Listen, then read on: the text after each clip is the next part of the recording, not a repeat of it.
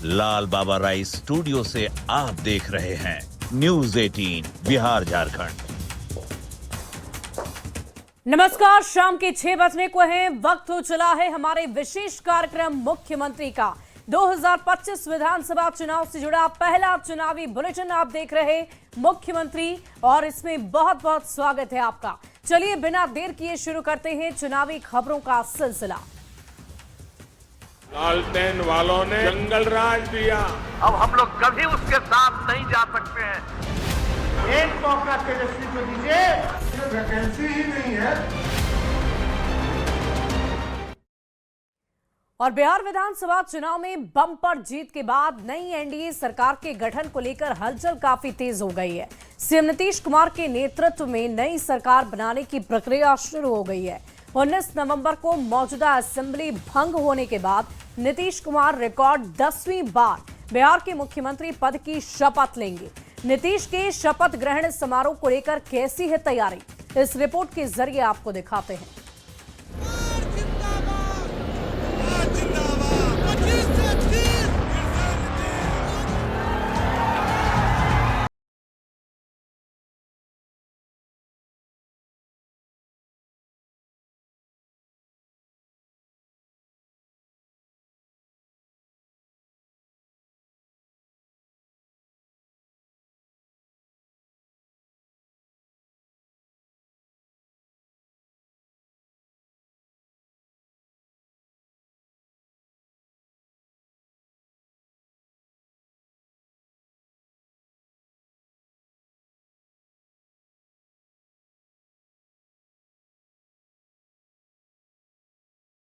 पटना के ऐतिहासिक गांधी मैदान में बड़ी तैयारी शुरू कर दी गई है। संभावित 20 तारीख को नई सरकार का गठन इसी पटना के ऐतिहासिक गांधी मैदान में होना है।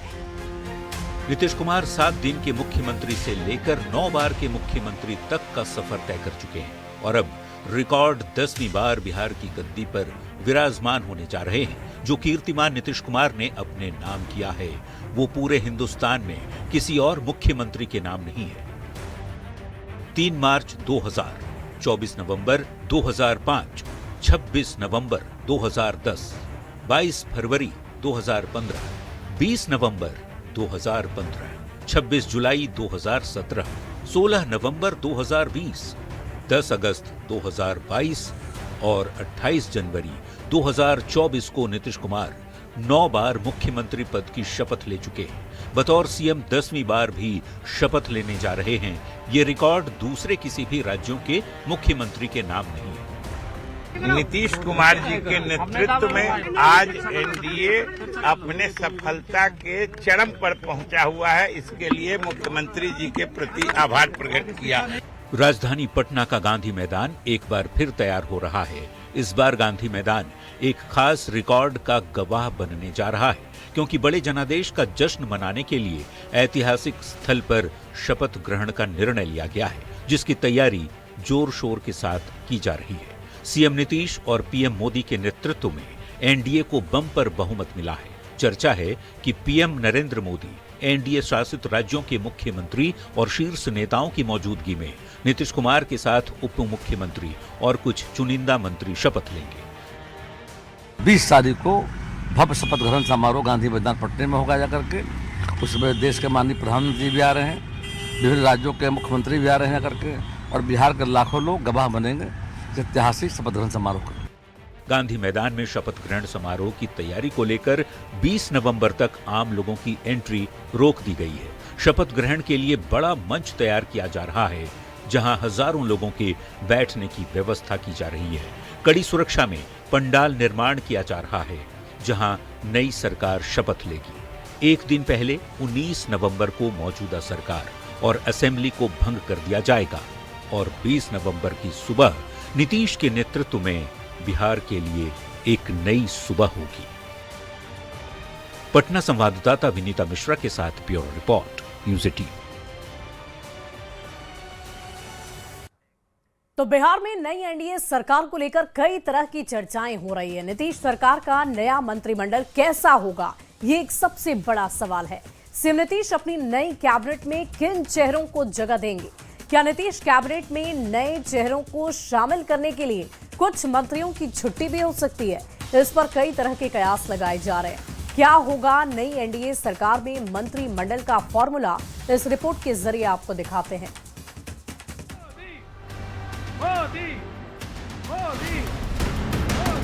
बिहार विधानसभा चुनाव में एनडीए की ऐतिहासिक जीत के बाद नीतीश कुमार सरकार गठन की तैयारी में जुट गए हैं।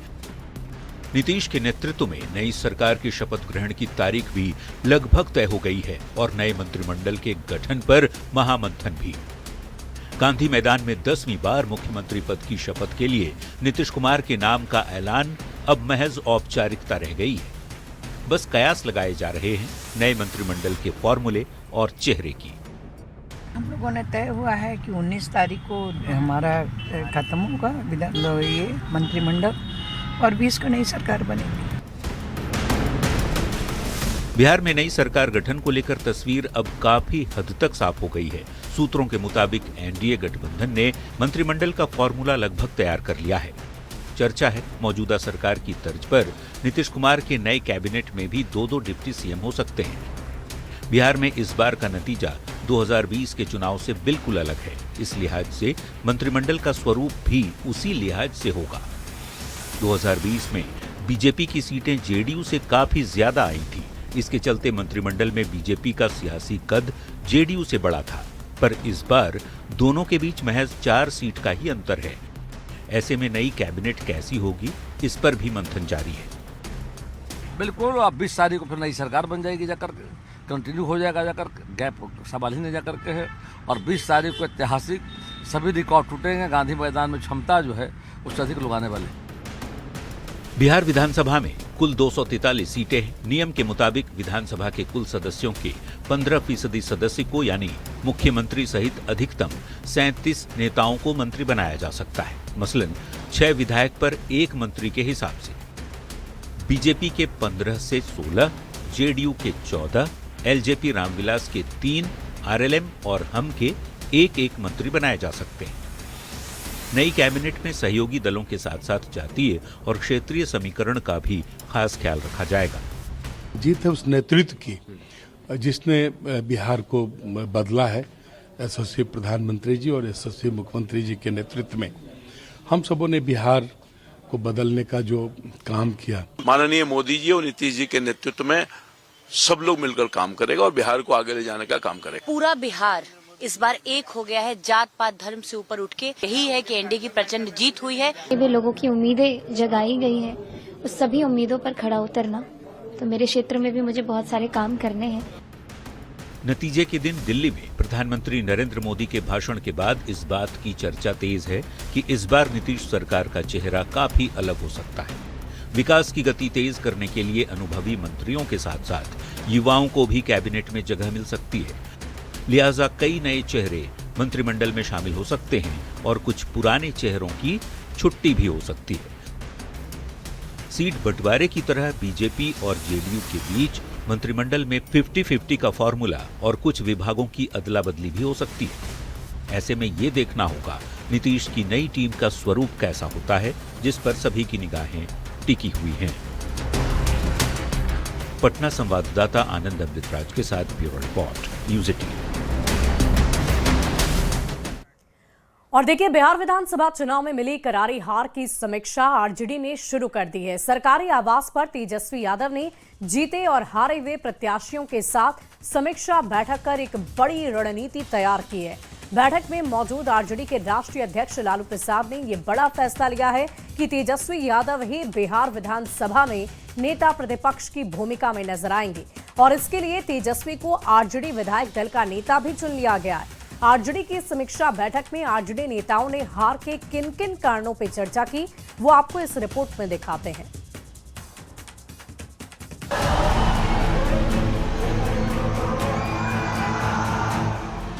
बिहार विधानसभा चुनाव में आरजेडी के नेतृत्व में विपक्षी महागठबंधन को मिली करारी हार के बाद सोमवार को तेजस्वी यादव ने समीक्षा बैठक बुलाई। नतीजे आने के 3 दिन बाद बुलाई गई इस अहम बैठक में आरजेडी के राष्ट्रीय अध्यक्ष लालू प्रसाद, पूर्व मुख्यमंत्री राबड़ी देवी और पाटलिपुत्र से लोकसभा सांसद मीसा भारती शामिल हुई। काफी देर तक तेजस्वी यादव और लालू प्रसाद ने आरजेडी नेताओं के साथ चुनाव में हार के अलग अलग बिंदुओं पर चर्चा की और सबसे बड़ा निर्णय लिया कि तेजस्वी यादव आगे भी विधानसभा में नेता प्रतिपक्ष की भूमिका में नजर आएंगे और आरजेडी तेजस्वी यादव के दिशा निर्देश के अनुसार ही आगे का सफर तय करेगी।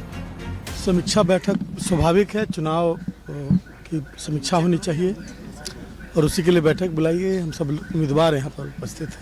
क्या लग रहा है, करारी हार हुई है, इसकी वजह से एक बड़ी बैठक बुलाई? करारी हार हुई है, इसी बात पर समीक्षा की जाएगी ना। समीक्षा बैठक में राष्ट्रीय जनता दल ने सभी नवनिर्वाचित विधायकों को, हारे हुए उम्मीदवारों को और पार्टी के तमाम बड़े नेताओं को चर्चा के लिए बुलाया था। तेजस्वी यादव के एक पोलो रोड स्थित सरकारी आवास में दोपहर से ही नेताओं का जुटान होने लगा था। मीटिंग में शामिल आरजेडी विधायक आलोक मेहता ने ये आरोप लगाया कि चुनाव में गड़बड़ी हुई है और इसीलिए इस तरह का रिजल्ट आया है, जबकि कई विधायकों ने चुनाव के दौरान महिलाओं को 10-10 हजार रुपए बांटने पर भी सवाल खड़े किए। वजह इतना जल्दी तो पता नहीं चलेगा, लेकिन बेसिक वजह है कि पूरी ये सरकारी तंत्र की जीत है। ये एनडीए से ज्यादा ये तंत्र की जीत है, प्रशासन की जीत है। ये साल 2020 में तेजस्वी यादव ने अपनी पार्टी आरजेडी का नेतृत्व किया और महागठबंधन जीत के मुहाने पर था, लेकिन इस बार पूरे कुनबे का सुपड़ा साफ हो गया। आरजेडी 15 साल में सबसे कमजोर स्थिति में पहुंच गया, या यूं कहिए कि बिहार की सियासत में हाशिए पर। 2025 में सीटें मिली मात्र 25। दूसरे शब्दों में चुनावी इतिहास में आरजेडी का दूसरा सबसे खराब प्रदर्शन। लोकतंत्र का हत्या हुआ है बिहार के अंदर, आप सब लोग जानते हैं। 10-10 हजार रुपया का प्रलोभन देकर करके और वोटर को खरीदने का काम किया गया। महत्वपूर्ण बैठक में आरजेडी के जीते और हारे दोनों प्रत्याशियों ने सरकार पर आरोप लगाए, क्योंकि किसी एक को ऐसे रिजल्ट का अंदाजा नहीं था। 15 साल बाद आरजेडी का प्रदर्शन सबसे खराब रहा। 143 सीट लड़कर सिर्फ 25 सीट जीत पाया।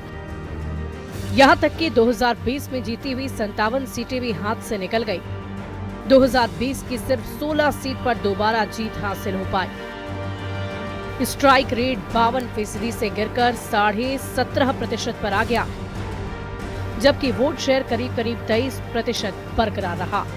इस पर भी समीक्षा बैठक में काफी गंभीरता पूर्वक चर्चा की गई है।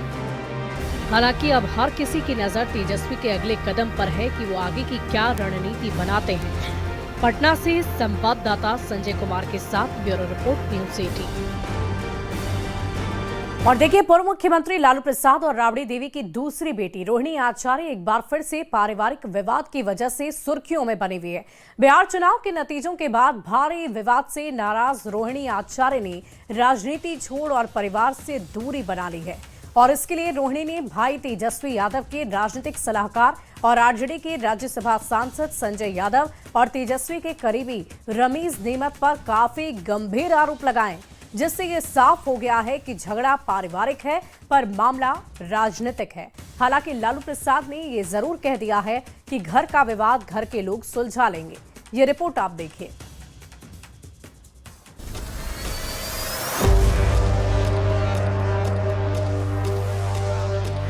कल एक बेटी, एक बहन, एक शादीशुदा महिला, एक मां को जलील किया गया, गंदी गालियां दी गई, मारने के लिए चप्पल उठाया गया।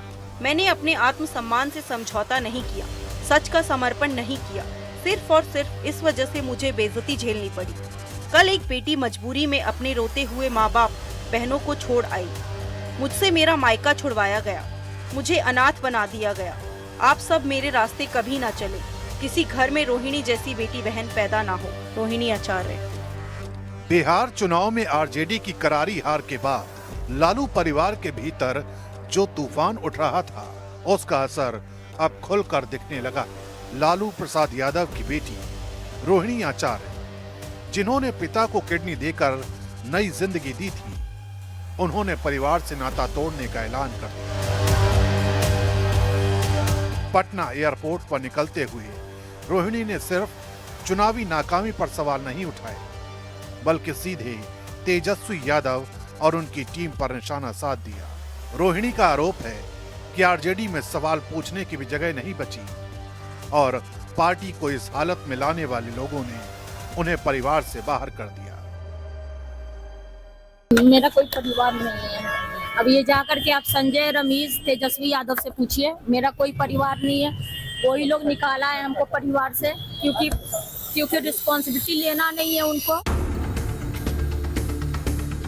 रोहिणी ने जिनका नाम सबसे पहले लिया उस सूची में शीर्ष पर हैं संजय यादव, तेजस्वी यादव के सबसे भरोसेमंद सलाहकार और आरजेडी से राज्यसभा सांसद।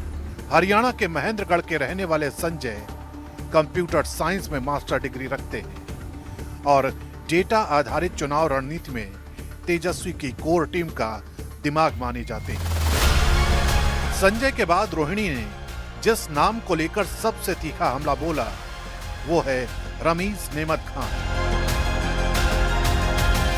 यूपी के बलरामपुर निवासी रमीज तेजस्वी यादव की कोर टीम में ऐसे शख्स हैं जो नेता प्रतिपक्ष की campaigning, social media management, daily routine सब संभालते हैं।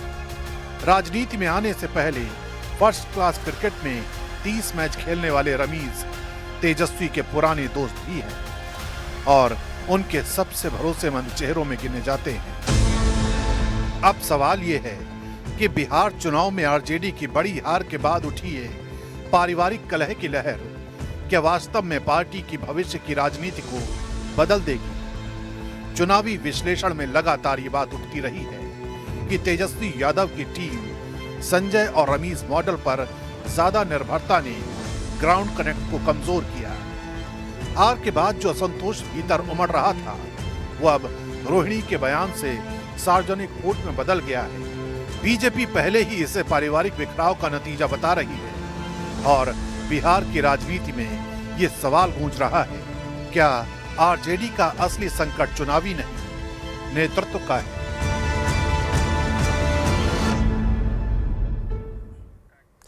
और देखिए, मशहूर लोक गायिका और बिहार की सबसे युवा विधायक मैथिली ठाकुर का एक वीडियो इन दिनों सोशल मीडिया पर बहुत तेजी से वायरल हो रहा है। वायरल वीडियो में मैथिली ठाकुर तमिल भाषा में गीत गाती हुई नजर आई है।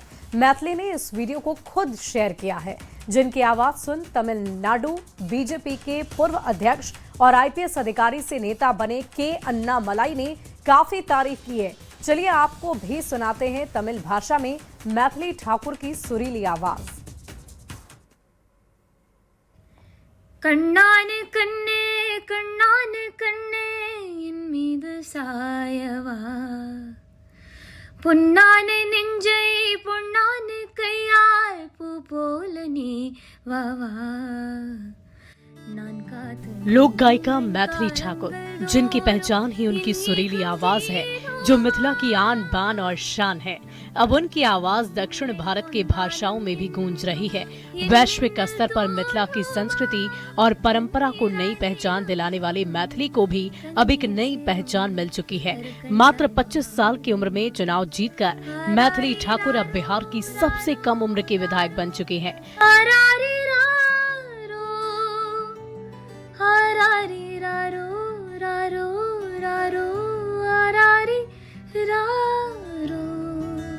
चुनाव के बिजी शेड्यूल से निकलने के बाद रविवार की रात 9:30 बजे के करीब मैथिली ने अपने आधिकारिक सोशल मीडिया अकाउंट से तमिल गाने का एक क्लिप शेयर किया और लिखा कि मेरा गला अभी पूरी तरह से ठीक नहीं है। मेरा 5 साल पुराना तमिल गाना वायरल हो रहा है, इसलिए मैंने सोचा कि कुछ पंक्तियां आप लोगों के लिए गाऊंगी। इस गीत को मेरे पसंदीदा सिड श्रीराम जी ने गाया है। मोहम्मद इमान जी ने इसे कंपोज किया है और तामाराई जी ने इस गीत को लिखा है। நான் காத்து நின்றேன் காலங்கள் தோறும் என் ஏகம் தீருமா நான் பார்த்து நின்றேன் பொன்வானம் எங்கும் என் மின்னல் தோன்றுமா தண்ணீராய் மேகம் தோறும் கண்ணீர் சேரும் கருக்கண்ணாய்। तमिल भाषा में मैथिली की आवाज सुनकर तमिलनाडु बीजेपी के पूर्व अध्यक्ष की अन्नामलाई मंत्र मुग्ध हो गए आईपीएस अधिकारी से नेता बने के अन्नामलाई ने मैथिली की खूब तारीफ की है और सोशल मीडिया प्लेटफॉर्म एक्स पर लिखा है कि बहन मैथिली ठाकुर, आप संगीत की शक्ति की प्रतीक हैं। कुछ ही कलाकार संगीत की शक्ति को मूर्त रूप दे पाते हैं। आपका तमिल उच्चारण भी बिल्कुल त्रुटिहीन है। ये आपकी भाषा के प्रति ईमानदारी और सम्मान को दर्शाता है। 25 साल की उम्र में सबसे युवा विधायक बनने पर आपको बधाई देता हूँ। मतदाताओं और बिहार के जेनजी की आवाज बनने पर हार्दिक बधाई। आपकी सार्वजनिक सेवा संगीत की तरह ऊपर उठती रहे। इसी तरह आप देश भर में लाखों को प्रेरित करती रहें। उत्तर भारतीय होने के बावजूद मैथिली ने दक्षिण भारत की जटिल भाषा को भी काफी अच्छे से उच्चारण के साथ गाया है और इसीलिए बीजेपी नेता के अन्नामलाई मैथिली की खूब तारीफ कर रहे हैं। मैथिली अब सुर की दुनिया से सियासत के संसार में कदम रख चुकी है। ऐसे में देखना होगा कि अपनी आवाज से जादू बिखेरने वाली मैथिली राजनीति में क्या कमाल कर दिखाती है। Bureau report, news 18।